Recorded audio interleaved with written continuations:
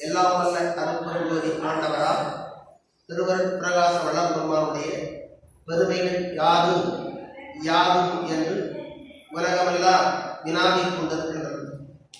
ஏன் அவ்வாறு வினாவுகின்றது என்றால், தியானம், யோகம், மந்திரம், தந்திரம், வாசி, காடு, மலை, முளை, புகை இவ்வாறான இடங்களுக்கெல்லாம் சென்று அளவிறந்த காலம் தமம் செய்து பயனின்றி களைத்து இழைத்து இறைவனை காணாமல் அலைந்த உலக வாழ்விலே இருந்த இடத்திலிருந்து ஜீவகாருண்ய ஒழுக்கமும் சத்விசாரத்தினால் இறைவனுடைய பெருமையை அறியலாம், அவனோடு இரண்டர மனித ஒரு கலக்கலாம் என்ற ஓர் உயர்ந்த உன்னத நோக்கத்தினை மண்ணுக்கும் விண்ணுக்கும் உலகிற்கும் வழங்கிய வடலூர் பெருவழியை தோற்றுவித்த திருவருட்பிரகாச வல்லபெருமானுடைய பெருமைகள் இது யாது என்று வினவுமாறு அதிசயப் பொருளாக இன்றும் அது விளங்கிக் கொண்டிருக்கும். அவ்வாறு விளங்கிக் கொண்டிருக்கக்கூடிய பொருளை என்றும் உடைய நான் எவ்வாறு எழுப்பது வினவுவது மாத்திரம் அல்லாதபடி எந்த வினா கொண்டு வினவினால் அந்த வினாவிற்கு விடை காணும் என்ற பதில் உடையவர்களாக நாம் விளங்கிக் கொண்டிருக்கிறோம். ஏனென்றால் அழியும் காயம் அன்று தொட்டு இன்று வரை அழிவது இயற்கை என்று மனிதனுடைய மொழி. ஆனால் அழிவுடம்பை அழியாமல் ஆக்கும் வகை அறிந்து உடம்போடு உயிர் உலகம் ஒளிமயம் ஆக்கக்கூடிய உணர்ச்சியை பெறுதல் என்பதுதான் சுத்த சன்மார்க்கத்தினுடைய கொள்கை. திருவருட் பிரகாச வள்ளலார் ஒரு தனித்திறம் பெற்றவர். வந்த யோகி, ஞானிகள், இருடிகள், தவசிகள், விண்ணோர், வேந்தர், குருகந்தர், இயக்கர், பூதர், வானவர்கள் மற்றும் அல்லாதபடி புவியில் இங்கே தேகத்தில் விளங்கி கொண்டிருக்கும் பிரம்மா, விஷ்ணு, ருத்ர, மகேஸ்வரர், சதாசிவம், இந்த நிலை கடந்தவர்களும் நாத்த நிலை கடந்தவர்களும் வரலாத நிலைக்குரியவர்களும் யார் என்று அறிய முடியாத தந்தைக்கு அவரவர்கள் சமயம் என்றும் மதம் என்றும் மார்க்கம் என்றும் வகுத்து கொண்டு இங்கு விளங்கியிருக்கிறார். திருவருட் பிரகாச வள்ளலார் இந்து மதத்திலே 1823ஆம் ஆண்டு அக்டோபர் மாதம் 5ஆம் தேதி சிதம்பரம் வட்டம் மருதூர் கிராமத்திலே கிராமையா சின்னமைக்கு மகவாக பிறந்திருக்கிறார். கிராமலிங்கம் என்ற பெயர் வேதாந்த சித்தாந்தத்தினுடைய இணை பெயராக இருக்கின்றது. ராமம் என்ற சொல்லானது வேதாந்தத்தினுடைய பொருள், ராமனை குறிக்கும். லிங்கம் என்பது சித்தாந்தத்தினுடைய பொருளாக அது அமைந்தது. அப்போ இயற்கையிலே அவருக்கு ராமலிங்கம் என்று அமைந்த பெயர் உயிரையும் உடம்பையும் ஒன்று சேர்க்கக்கூடிய, அதாவது பிரம்மத்தையும் விஷ்ணத்தையும் ஒன்று சேர்க்கக்கூடிய, ஒளியையும் நாதத்தையும் ஒன்று சேர்க்கக்கூடிய, அக்னியையும் சூரியனையும் ஒன்று சேர்க்கக்கூடிய ஒரு இணைப்பு பெயராகவே அவருடைய பெயர் அமைந்தது. அவன் வருகின்ற குற்றத்தினுடைய தன்மையை அகத்தே தடுத்து புறத்தே வெளுத்து இருந்த உலகர் அனைவரையும் சகத்தே திருத்தி சன்மார்க்க சங்கம் தடைவித்திட அவரும் யுகத்தே பரத்தை பெற்று பெரும் மகிழ்வோடு இருக்கவென்றே யுகத்தை வருவிக்க உற்றே அவரை பெற்றேனே என்று குறிப்பிட்டது. வருவிக்க உற்றது மாத்திரம் அல்லாது வருவித்தவர்களை எல்லாம் இது வசமாக்கிக் கொள்ளக்கூடிய இயல்புடையது மண்ணுலகம். இது ஈன உலகம், இடசை உலகம், இளைய உலகம், சார் உலகம் என்ற 7 உலகின் சார்பு என்ன செய்யும்? எந்த மகான்கள் முற்பிறப்பிலே தவத்திற்கு மேல் தவம் செய்து ஆண்டவனுடைய அருளை பெற்றிருந்தாலும் மீண்டும் உலகிற்கு வரும்போது தன்னுடைய மரபு வழியாகிய மாயா சக்தியை தான் ஏவலுக்கு விடுத்து அவர்களை தான் வசப்படுத்திக் கொள்வது அது இதனுடைய மண்ணினுடைய இயல்பு. அதனால்தான் அவர்களை பெற்றேனே என்றால் அவ்வாறு நான் வசமாகவில்லை, என் குணத்தை நான் வசப்படுத்திக் கொண்டேன் என்ற தன்மையை கொடுக்கிறார். இப்போ மனம் என்பது மனிதனுடைய மாயை அமைந்த ஒரு பிறப்பிடம். இந்த மனத்தை வெல்லுவது என்பது அவ்வளவு எளிதான காரியம் அன்று. வேதாந்தங்களும் சித்தாந்தங்களும் மனவழியே சென்று சமயம் என்றும் சாதி என்றும் மதம் என்றும் நெறி என்றும் வகுத்து கொண்டு காடென்றும் மலை என்றும் இவ்வாறான வாசி மந்திர தந்திர யோகங்களை எல்லாம் செய்து பயிற்சி கொடுத்து இவர்களெல்லாம் எந்த வேலைக்கும் அவன் அளவுக்கு கட்டுப்படவில்லை. வான்கானா மலை காணா பலவம் காணா ஒருத்திரனும் கருத்து காணா நான் காணா இடத்தில் அதை காண்பேன் என்று. அவ்வாறு அந்த மகாதேவ மலருடைய பொருள் அங்கு என்ன குறிப்பிடுகின்றது என்றால், யாருக்கும் காண முடியாத நிலையில் தன்னிட்ட உள்ள நான் என்ற ஆணவத்தை நீக்க வந்த உயிரானது அந்த ஆணவத்தை தெரிந்து நீக்கினால் அன்றி வேறு எதற்கும் அந்த ஆண்டவன் உட்பட மாட்டான் என்ற விளக்கத்தை அந்த மகாதேவ மலை கொடுக்க. அப்படி என்றால் அந்த நான் காணா இடம் என்ன? அந்த நான் காணா இடம் என்பது, அதாவது அந்த வெளியிலே இந்த உயிர் தோன்றிய போது, அச்சத்தின் முன்னிடமாக தோன்றிய போது அனாதியாய் கிடந்த ஒரு உயிர். அந்த உயிருக்கு ஆணவம் தான் அனாதி இயற்கை, உடம்பே அதுதான். அந்த ஆணவம் என்ற உடம்பு இருக்கிறதுனால அந்த ஆணவமற்ற சுத்த சிவத்தோடு இந்த உயிர் அங்க ஒன்றுபட முடியவில்லை. ஆணவத்துக்கு இறக்கம் வருகின்றது, இந்த உயிர் தவிக்கின்றதே, என்ன செய்கிறது? ஆனால் அவ்வாறு இல்லாதபடி இந்த மாயை என்ற உடம்பை கொடுத்து, அதாவது அந்த ஆணவத்தை இரண்டாக பிரித்து, அதாவது பரமாத்மா என்ற அந்த உயிர்ல ஆணவத்தையும் ஆணவம் என்ற ஒரு ஆன்மாவாகவும் மாயை என்ற ஒரு பிரதி உருவ பிம்பமாகவும் பிரிக்கப்படுகிறது. அதாவது பரமாத்மா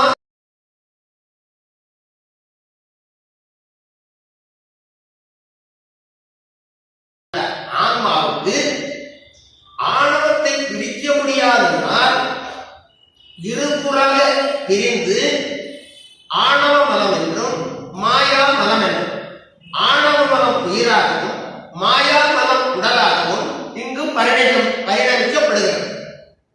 அவ்வாறு பரிணமிக்கப்படும் போது அந்த இயல்பாகிய மாயைக்குள்ளேயும் ஆணவம், ஆணவத்துக்குள்ளே மாயை நிறைந்ததுதான் மனித காயம்.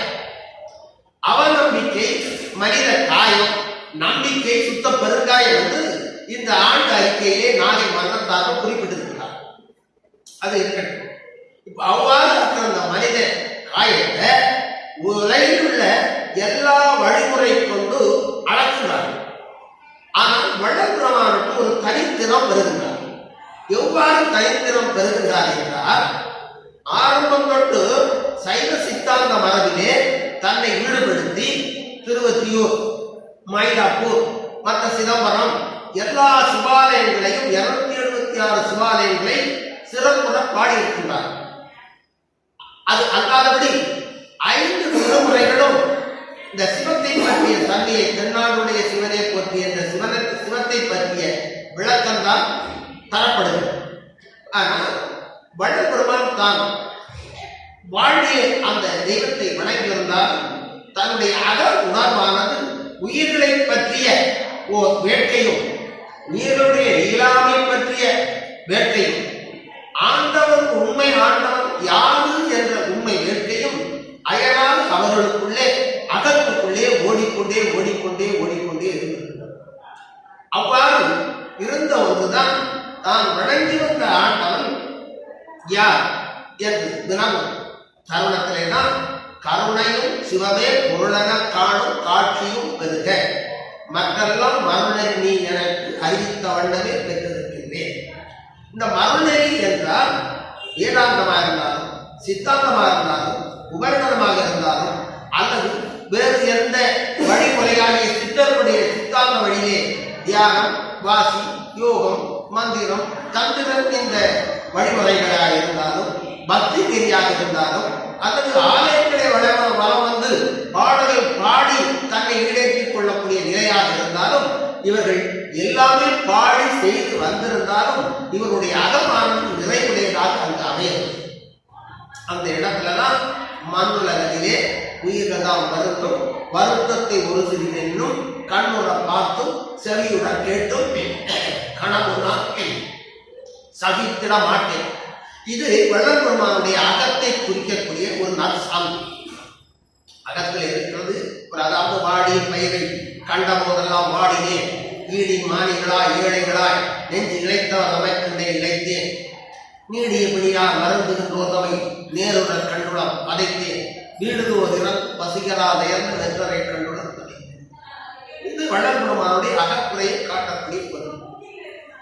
ஆண்டவர் இதற்கு இறங்கி அங்கே என்ன குறிப்பிடுகிறார் என்றால், மண்ணுயிரெல்லாம் கழித்திட நினைத்தனை உங்கள் மன நினைப்பின் படிக்க அந்த நீ பெருக உலகாது வீடுமொழி விளையாடுக அருஜோதியா ஆட்சி கொண்டோ உவை கைவிடும் கைவிடும் ஆணையம் ஆணை என்று இன்புற திருவாக்களித்தன் உள்ளே இசைவுடன் இருந்த குருவே, இசைவுடன் இருந்த என் உள்ளே இசைவுடன் இருந்த குருவே. இங்கே வந்த மகான்கள் எல்லாம் பாரம்பரியமான வழியிலேயே ஒவ்வொன்றை கண்டு அவ்வழியில் சென்று ஏமாந்து திரிந்து இழைத்து களைத்து முடியாது முடியாது என்ற மொழி ஒழிந்து விட்டார்கள். ஆனால் திருவருட் பிரகாசம் மாத்திரம் முடியாது முடியாது என்ற மொழி மொழிந்திடவே முடியாது முடிந்ததனை முடிவே என்ற மொழியை நமக்கு மொழிந்தார். அவர் மொழிவதற்கு என்ன முகாந்திரம் இருந்தது என்றால், இங்கே கள்ளத்தை அற்ற உள்ளத்தை பெற்றேன் கங்கை கருமித்த மன்றி புகுந்தேன், தெள்ளத்தெளிந்த வெள்ளத்தை உண்டேன் செய்வகை கற்றேன் உய்வகை உண்டேன், அள்ளம் குறையால் வள்ளல் பொருளை அம்பல ஜோதியை எம்பொருள் வாழ்வை பள்ளிக்குள் பாடி படிக்கின்றேன் மேலும் படிப்பேன் எனக்கு படிப்பித்தவார். அப்போ கள்ளமற்ற உள்ளம் அங்கு உண்டாகும். இந்த மனத்தை, மனித காயத்தில் உள்ள மனத்தை வேறு ஏதாவது வெல்ல முடியாது, உள்ளத்தால் தான் வெல்ல முடியும்.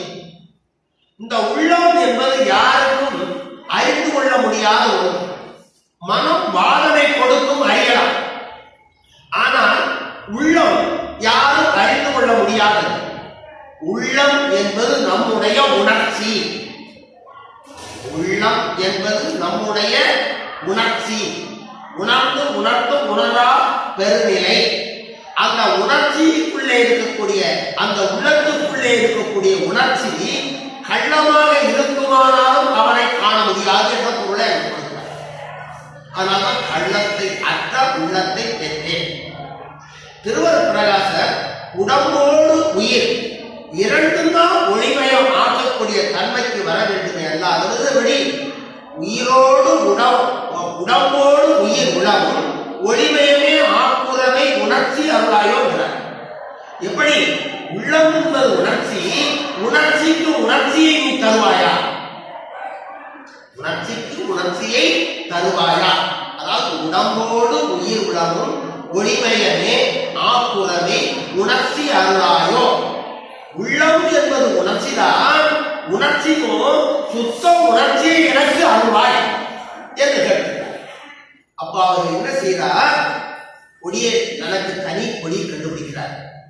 அந்த கொடி உருவ மத்தியிலே விளங்கக்கூடிய அந்த மஞ்சள் வர்ணமும் வெள்ளை வர்ணமும் உடைய கொடி, அதாவது நாவி தொப்புள்ள இருந்து உருவ மத்தியராக இருக்கக்கூடிய தனி கொடி. சைவ சமய சாதன வர சித்தாந்த முறையே வழியில வர்ற, நாயன்மார்கள் வழியிலே வருகிறார், ஆழ்வாராதிலேயே வருகிறார், அவர்கள் எல்லாம் பாடுகின்றார், தெய்வங்கள் எல்லாம் வணங்குகின்றார். எல்லா வழிபாடும் செய்து முடித்த உடனே தன்னுடைய தேகமானது ஒரு தீர்ப்பை அவருக்கு வழங்குகின்றது. அந்த தீர்ப்பு என்ன? அந்த தீர்ப்பு என்ன என்றால், அந்த அகத்திலே ஒரு உண்மையை நாடி நிற்கக்கூடிய தீர்ப்பு. அப்போ அங்கே வான்கானா மலை காணா மலரோடு காணா உதிர்த்திரவும் மதித்து காணா. யாரு உலகத்தினுடைய படைத்தல் காத்தல் குற்றமிருக்குதல் பக்குவதல் விளக்கம் செய்திருக்கிற ஐம்படை கத்தாக்கள், அவர்களுக்கு மேலே உள்ளே படைத்தல் காத்தல் காத்தலுக்கு அழித்தலுடைய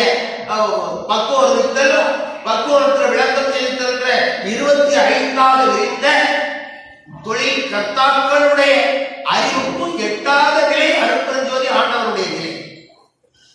இவர்களெல்லாம் ஏன் கண்டுகொள்ள முடியவில்லை என்ற இடத்துலதான் அந்த உள்ளம் என்ற உணர்ச்சியை உண்டாக்கி கொள்ள முடியவில்லை. ஏன் உண்டாக்கிக் கொள்ள முடியவில்லை என்றால் மரபு வழியா வாழையடி வாழையாக வந்த ஒரு கூட்டம் இங்க உள்ள மரபு வழியை பயன்படுத்தியே அந்த இறைவனை அறிய முற்படுகின்றன. ஆனால் மரபு வழி வந்தாலும் தன்னுடைய அகமுணர்வானது வேறுபட்டு இவ்வழிதான் சிறந்த வழி என்று அவருக்கு காட்டிக் கொடுக்கிறது. அது என்ன வழி என்றால் எந்த வழிக்கும் அந்த ஆண்டவன் கட்டுப்பட மாட்டான், இரக்கம் ஒன்றுக்கு தான் அவன் கட்டுப்படுவான். ஏனென்றால் கருணையும் சிவமே பொருளன காணும் காட்சியும் பெறுக. மற்றெல்லாம் மருள்நெறி. மற்றெல்லாம் மருள்நெறி என்றால் இங்கே மனிதன் தோன்றியது முதல் இங்கே மனிதனுக்காக வழங்கப்பட்ட எல்லாமே மருள்நெறிதான். மனிதன் வாழ வேண்டும் என்று மகான்கள், யோகிகள், ஞானிகள், வேதாந்திகள், சித்தாந்திகள் வகுத்து தந்த அனைத்தும் மருள்நெறிதான் என்ற இடத்துல குறிப்பிடுது. அதற்கு அடையாளமாக என்ன உமானம் காட்டுவதென்றால் மக்கறியோம் என சிறிது தாழ்ந்திருக்கிறானா மரணம் எனும் பெரும்பாவி வந்துடுமே. அந்தோ சத்துதினை உம்மாலே தடுக்க முடியாதே. சமரச சன்மார்க்க சங்கத்தவர்கள் அல்லால் இதனை எட்டி நின்று தடுக்கவல்லால் எவ்வுலகில் எவரும் இல்லை கண்டீர். இப்ப எவ்வுலகில் எவரும் இல்லை என்று கண்டீர் என்றால் மனிதன் தோன்றியது முதல் உயிர் உடல் தெரியாது இருக்கக்கூடிய அகபயன் உணர்வை நாம் ஆண்டவரை எந்த ஆண்டவரை எண்ணி வேண்டினாலும் அந்த பயத்தை போக்க முடியாது என்ற பொருள் அடைந்திருக்கு. அப்போ பயம் பூஜ்யம் என்பது திரு அருட்பா. பயம் பூஜ்யமானால்தான் உடம்போடு உயிர் விடவும் ஒளிமயமாக மாறும். அது இல்லாத இடத்துல மரணம் வரும். ஞான சரியிலே கண்டதெல்லாம் அனித்தியமே, கேட்டதெல்லாம் பழுதே, கற்றதெல்லாம் பொய்யே, நீர் கழித்ததெல்லாம் வீணே, உண்டதெல்லாம் மலமே, உட்கொண்டதெல்லாம் குறையே, உலகிலே இதுவரையும் உண்மை அறிந்தீரே. இதுவரை உண்மை அறிந்தீரே. மனிதன் தோன்றிய காலம் முதல் எழுத்தறி வந்து வேதாந்த சித்தாந்திகளிலும் புராண இதிகாசிகளும் எவ்வளவு வந்திருந்தாலும் அத்தனையும் மரணப்பிணியை போக்காது. ஓலமிடலாம் ஐயோ அம்மாவென்று. ஆனால் இந்த உயிர் உடலை காப்பாற்றக்கூடிய உத்தம புருடன் ஒருவன் சுத்தஸ்வமாக விளங்குகின்றான். அவனே அருட்பெரும் ஜோதியன். குறிப்பிட்டு தனக்கு தனி கொடியாகவும் சமரச சுத்த சன்மார்க்க சங்கம் என்ற கொள்கையை வகுக்கிறார். அவ்வாறு வகுத்து கொடுத்ததுக்குள்ள சக்திசாரம் ஒன்றும் ஜீவகாரணி ஒழுக்கம் என்றும் இரண்டு வகையாக பிரிக்கிறார். இந்த சக்திசாரமும் ஜீவகாருண்ய ஒழுக்கமும் இந்த உயிர் உடலில் உள்ள பயத்தை, அதாவது உடற்பிணியையும் உயிர்ப்பிணியையும் போக்கி இந்த உடம்போடு உயிர் உடம்பு ஒளிமயமாக ஆக்கக்கூடிய ஒரு உணர்ச்சியை அது வழங்கும். இந்த உணர்ச்சியை இந்த இரண்டும் வழங்கும். உயிருக்கும் உடம்புக்கும் அது வளர்ச்சி வழங்கும். அப்ப உயிருக்கும் உடம்புக்கும் ஆதாரமாக இருப்பது உள்ளம்தான். அந்த உள்ளத்துக்கு கள்ளமில்லாத உணர்ச்சியை உண்டாக்கி கொடுக்கக்கூடிய ஒன்றுதான் பரோபகாரமும் சக்திசாரமும். இந்த பரோபகாரமும் சக்திசாரத்துக்குள்ளே என்ன இருக்கு என்று வினவு வாக்கு அந்த பரோபகாரத்துல ஜீவகாருண்ய ஒழுக்கமாக வகுக்கிறது. பரோபகாரத்தை ஜீவகாருண்ய ஒழுக்கமாக திருவருள் பிரகாசம் வல்லபெருமான் வகுக்கிறார். அந்த ஜீவகாருண்ய ஒழுக்கம் விளங்கும் போது அன்பும் அறிவும் உடனாக நின்று விளங்கும் என்று கொடுக்கிறார். இந்த இடத்துல உயிருள் யாம் எவ்வுள் உயிர் என்று உயிர் நலம் பரவுகேந்து உரைத்தமை சிவமே. என்னுள்ளதான் உயிருக்கு, உயிருக்குள்ளதான் நான் இருக்கேன். உயிருக்குள்ள நான் இருக்கின்றேன் என்றால் அந்த உயிருக்கு இனிமை தர செய்யக்கூடிய நிலை நீ செய்வாயானால் அந்த உயிருக்குள்ளே இருக்கக்கூடிய நான் இன்புறுவேன். அதனால் உன்னுடைய மாயை மரம் நீங்கும். சிவகாருண்ய ஒழுக்கத்தினுடைய நுணுக்கம் என்ன என்று வினவு வாக்கு உயிருள் யாம். அவ்வாறு உயிருக்குள்ளே இருக்கக்கூடிய அந்த தன்மைக்கு உயிராக மாற்றக்கூடிய உன்னை, உன்னிட்ட உள்ள நானே போக்க வேண்டும் என்றால், உயிருள்ள நானை போக்கி என்னுள்ளே உன்னை அமர்ந்து கொள்ள வேண்டும் என்றால் முதல் பணி உயிர்களுக்கு குரு விடையூற்றெல்லாம் சென்று நீ அடைந்து விளக்குக மகிழ்க ஆகுக ஓங்குக என்றனை. ஓங்குக என்ற சொல்லானது உயிரோடு உடம்போடு உயிருளவும் ஒளிமேலே ஆக்கக்கூடிய நிலைதான் ஓங்குக என்ற சொல். உடம்போடு உயிருளவும் ஒளிமயம் ஆக்கிக் கொள்ளக்கூடிய அந்த உண்மை நிலைதான் ஓங்குக என்றனை. போற்றினின் பேரருள் போற்றினின் பெருஞ்சீர் ஆற்றலின் ஓங்கிய அருட்பெரும் ஜோதி. அப்ப உயிர்களுக்கு விடக்கூடிய துன்பத்தை போக்கினால் அல்லாதபடி இங்கே மரணத்தை நீக்க முடியாது. இந்த தேகத்தினுடைய ஊரை மாற்ற முடியாது. இது ஒரு பகுதி இருக்க, எவ்வளவு உயிர் நிலை வரும்போது எல்லா உயிர்க்கும் நான் தான். அந்த உயிர்களுக்கு நீ உபகாரம் செய்வாயானால், அதாவது விசாரம் எவ்வளவு உயிர் இருக்கிறத, அதாவது உயிருள் யாவும் இருப்பதை ஜீவகாரண ஒழுக்கத்தால் எவ்வளவு உயிர் இருப்பதை விசாரத்தாலும் அறிந்து கொள்ளும். எவ்வளவு உயிர் இருப்பதை விசாரத்தாலும் நீ அறிந்து கொள்ளும். அவ்வாறு இரண்டும் அறிந்த பட்சத்தில் பயம் பூஜ்யம்.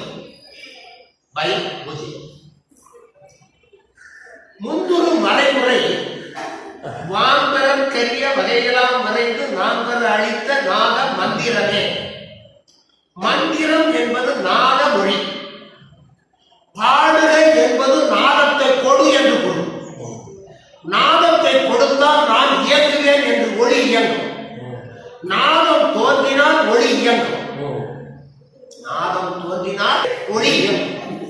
நாதத்தை பற்றிய விளக்கம்தான் பிரம்மம். அது வேதாந்தம், அது சூரியன், மனித கண்டம். ஒளியை பற்றிய விளக்கம்தான் பூர்வ மத்தி, ஆன்மா. முதல்ல நாதத்தை பற்றிய ஜீவான்மா, கண்டத்தை பற்றியது பரமான்மா, அது சிவம். அப்போ சிவம் என்றும் பிரம்மம் என்றும் வகுக்கின்ற நிலைதான் பெருநிலையே. இந்நிலையில் வேதமுண்டோ? சிவமும் பிரம்மமும் ஒன்றுதான். ஏனென்றால் இந்த மனித காயத்துல சிவம் உயிராகவும் பிரம்மமும் உடலாகவும் இருக்கின்றது. சிவம் உயிராகவும் பிரம்மம் உடலாகவும் இருக்கின்றது. எப்படி இருக்கின்றது என்றால், ஆன்மாவுக்குள்ள சிவம் ஒளியாகவும், ஜீவான்மா அது அகந்த கண்டத்திலே ஜீவான்மாவுக்குள்ளே பிரம்மம் நாதமாகவும் இருக்கின்றது. நாதமாம் பிரம்மமும் நாத அண்டங்களும் ஆதரம் வகுத்த அருட்பெரும் ஜோதி. இந்த நாதமாம் பிரம்மமும் நாத அண்டங்களும் ஆதரம் வகுத்த அருட்பெரும் ஜோதி. அப்போ ஒரு உடம்புல இருக்கக்கூடிய ஆன்மா என்ற ஆணவ உடையனும் மாயை உடையனையும் வேதியியல் எவ்வாறு செய்தல் என்ற நிலைக்குதான் இந்த உலகம் கண்ட வேதாந்தம், சித்தாந்தம், உபநிடதம், புராணம், இதிகாசம், இலக்கியம், வாசி, யோகம், மந்திரம், தந்திரம், மருந்து, சுண்ணம், மணி, அனைத்து எல்லாமே இந்த உயிரும் உடம்பும் எவ்வாறு ஒன்றுபடுவது, அதாவது எட்டாத ஒன்று எவ்வாறு எட்டுவது. தலைவியினுடைய சொல்ல தோழி எப்படி கேட்டது? தலைவியினுடைய சொல்ல எவ்வாறு தோழி கேட்பது? அப்போ அந்த அகலமாகிய எட்டுக்குள்ள இது இந்த தோழி எட்டுதல் எவ்வாறு எட்டிட்டால் எட்டும் இரண்டும் என்பன இயலும் முற்படிய. எட்டவே எட்டாது என்ற உலக மொழியே திருவருட்பிரகாசர் எட்டும் இரண்டும் என்பன இயலு முற்படியன. முற்படி என்றால் எதற்கு முற்படி? சித்திக்கு முற்படி, ஞான நித்திய தேகத்திற்கு முதற்படி. சுத்த பிரணவ ஞான நித்திய தேகத்திற்கு முதல். முத்தி முன் ஒரு சாதனம், சித்தி நிலை சேர்ந்தார்கள். அவ்வாறு இந்த 8 ஆகிய முத்தியாக மனாதீத முத்தியாக எந்த அளவு பிந்து நாதம் பரவிந்து பரநாதம் திக்ராந்தம் அதிக்ராந்தம் எவ்வாறு படிப்பை படிக்கின்றியோ அதுக்கு தகுந்தபடி உன்னுடைய தேகம் சுத்த பிரணவ ஞான நித்திய தேகமாக மாறும். எவ்வாறு உலகியல் வழக்கத்திலே ஆரம்ப பள்ளி, நடுநிலை பள்ளி, மேல்நிலை பள்ளி, பட்டப்படிப்பு, மேல் பட்டப்படிப்பு, அனுபூதி படிப்பு என்று வகுத்திருக்கிறார்களோ அவ்வாறு இந்த தேகத்திலே உயிரும் உடம்பும் உயிர் தனி படிப்பும் உடம்பு தனி படிப்பும் படிப்பு, அதாவது சிவ வழிபாடாகிய அந்த உயிர் படிப்பும் பிரம்ம வழிபாடாகிய நாத படிப்பும் இந்த இரண்டும் தனித்தனித்து படித்து முத்தி நிலையிலே 8 ஒன்று சேர்ந்து சேர்ந்த படிப்பு வரும்போதுதான் கற்பிக்கப்படும். இப்ப இதற்கு ஆதாரம் என்ன கொடுக்கிறார் என்றால் ஜீவகாருண்ய பரோபகாரம் எனும் ஜீவகாருண்ய ஒழுக்கமும் விசாரமும் தான் 2 கொடுக்கிறார். என்ன வந்தவர்கள் எல்லாம் மூலாதாரம் சுவாதிட்டானம் அனுகுரகம் அநாகதம் விசுத்தி ஆகிய என்றும் அதற்கு மேல்நிலை ஆகிய பிந்து நாகம் பரநாகம் என்ற நிலையும் இங்கே தியானம் யோகம் என்றும் வாசி என்றும் தேகத்தால் படித்து படித்து படித்து வந்த படிப்புகள் எல்லாம் இவைகளெல்லாம் படிப்புதான். இங்கே மற்றவர்கள் கொடுத்ததெல்லாம் படிப்புதான். ஆனால் அந்த படிப்பு எதை சார்ந்து நிற்க வேண்டும் என்றால் கள்ளத்தை அற்ற உள்ளத்தை பெற்றேன் என்ற நிலைக்கு வரணும். அதற்குதான் இந்த படிப்பு அனைத்தும். இந்த படிப்பை தான் நீ படிச்சுக்கிட்டே இருந்தா உன்னுடைய பிறப்பு பத்தாது.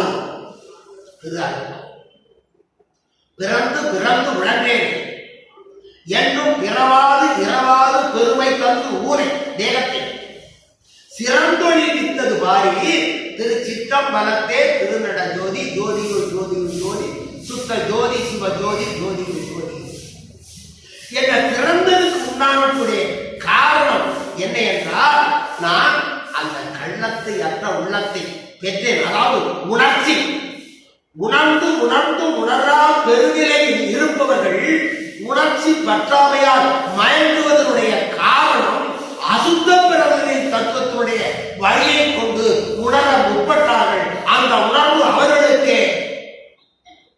அசுத்த உணர்வாக மாறிவிட்டது. ஆனால் சுத்த உணர்வு எங்கே உண்டாகிறது என்றால் உண்மை விசாரத்துக்குள்ளேயும் சிவகாமிய ஒழுக்கத்துக்குள்ளேயும் சுத்த உணர்வு இங்கே இருக்கிறது. அவ்வாறு இருக்கும்போதுதான் பெருமான் தனக்கு கொடியை கண்டுபிடிக்கிறார். சமரசுத்த சம்மார்த்த கொள்கையை பெருநெறி என்று பெயரிடுகிறார். மற்றதுதான் சிறுநெறி. பெருநெறி பிடித்து ஒழுக வேண்டும். 9 வயசில் பாடுறார். மரமான பேய் பிடியாதிருத்தல் வேண்டும். மறு பெண் ஆசையை மறக்கவே வேண்டும். உன்னை மறவாதிருத்தல் வேண்டும். ஏனென்றால் இது ஓமய திருவுரு. அதிலே காமயம் தான் மிகும். ஓமய திருவுருவாகிய தேகத்திலே காமயம் தான் மிகும். அதை மாற்றுவதற்கு தான் மருவும் பெண்ணாசையை மறக்கவே வேண்டும் என்ற மொழியை 9 வயதில் பாடுகிறார். அதமான பேய் பிடிக்காது. இயல்பான நிலை இச்சை இதுக்கு இருக்கலாம். ஆனால் இதனுடைய வரம்பு மீறிய ஓமயம். ஓமய திருவுரு ஓங்காரத்தினால் உண்டாக்கப்பட்ட இது ஓங்கார மூளை. இப்போ நமக்கு இயங்குறது ஆங்கார மூளை. எப்படி? இங்கே மேலே சுக்கிலம், கீழே சுக்கிலம், ஓங்கார மூளை, ஆங்கார முளை, கபில ரத்தம், இவ்வாறான ரத்த வகைகளும் எலும்பு வகைகளும் நீட்டெலும்பு, முடக்கெலும்பு, குருத்தெலும்பு, எலும்பு வகைகளும் கல்லிறைச்சி, மண்ணிறைச்சி, நீரிறைச்சி என்ற இறைச்சிகளும் வன்தோல், மென்தோல், உடைத்தோல், பீத்தோல் என்ற தோல் வகைகளும் எல்லா வகைகளும் பொருத்தி இந்த பிண்டம் ஆட்சியாகி ஒன்று. அதுக்கு ஓமய திருவுரு. அந்த ஓமய திருவுருல காமைய ஊஞ்சி இருக்கிற இடத்தை தான் அங்கே கட்டுப்படுத்துறதுக்கு மறுபடியும் மீண்டும் தியானம், யோகம், மந்திரம், தந்திரம் இவைகளெல்லாம் செய்து வந்தா உங்களை சுத்தப்படுத்தி உண்மையான ஓங்கார நிலைக்கு அது கொண்டு செல்லாது. கொண்டு செல்லாது என்பதால்தான் ஜீவகாரண ஒழுக்கத்தையும் சத்விசாரத்தையும் வகுக்கிறார். கொடி கண்டுபிடிச்சார். சமரச சுத்த சன்மார்க்க கொள்கையை வகுக்கிறார். உலகத்தார்கள் எல்லாம் சொன்ன ஆதார வகைகளை எடுத்தார். வேதாந்தம், சித்தாந்தம், யோகாந்தம், கலாந்தம், நாதாந்தம், போதாந்தம் என்ற 6 அந்தத்தினுடைய வகைகளை எல்லாம் கொண்டு போய் சிற்சபை என்ற அங்கத்தை பொறுத்தது. சடாங்க சமரசம் என்பது சிற்சபை பூர்வ மத்தி விளக்கம். சடாங்க சமரசம் அதாவது வேதாந்தம், போதாந்தம், யோகாந்தம், நாதாந்தம், சித்தாந்தம், கலாந்தம் என்ற 6 அந்த படிப்பு. இந்த 6 அந்த படிப்பையும் ஒரு உயிர் உடலானது கற்று தேறுதல் வேண்டும். அத நீ அவ்வாறு கற்று 6ஐ கற்று முடிக்கிறதுக்குள்ள உனக்கு காலம் இல்லை. காரண்யத்தினாலும் விசாரத்தினாலும் 6 அந்தத்தையும் பூர்வ மத்தியிலே சிற்சபை விளக்கமாக அங்க வைத்து கற்றுக்கொள்ளும். அதனால்தான் சிற்சபை பொற்சபை சொந்த வரதாசி என்றால் 6 அந்தங்களுடைய அனுபவமும் 2 பொற்சபை என்பது சமரச சன்மார்க்கம். பொற்சபை என்பது சமரச சன்மார்க்கம். ஞான சபை என்பது சமரச சுத்த சன்மார்க்கம். 6 சடாந்த சன்மார்க்கம் என்பது 6 அந்தம்.